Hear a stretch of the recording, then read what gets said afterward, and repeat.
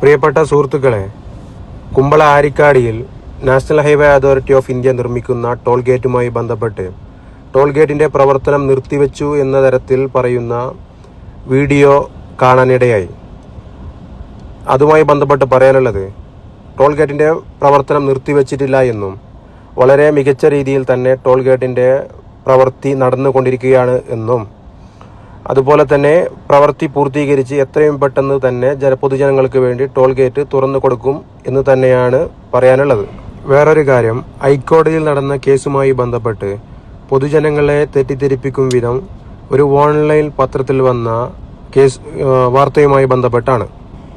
ഹൈക്കോടതിയിൽ നടന്ന കേസിൽ ഹൈക്കോടതി നാഷണൽ ഹൈവേ അതോറിറ്റി ഓഫ് ഇന്ത്യയോട് ചോദിക്കുകയാണ്, നിങ്ങൾക്ക് ടോള് പിരിക്കാനുള്ള അനുമതി കേന്ദ്ര സർക്കാരിൽ നിന്നും ലഭിച്ചിട്ടുണ്ടോ എന്ന്. അതിന് മറുപടിയായി അവർ പറയുന്നത്, ഇതുവരെ ഞങ്ങൾക്ക് ടോള് പിരിക്കാനുള്ള അനുമതി ലഭിച്ചിട്ടില്ല എന്ന്.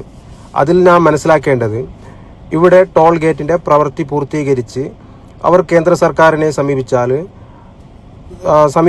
സമീപിച്ചാൽ തന്നെ അവർക്ക് അതിന്റെ ടോൾ പിരിക്കാനുള്ള അനുമതി ലഭിക്കാവുന്നതേയുള്ളൂ.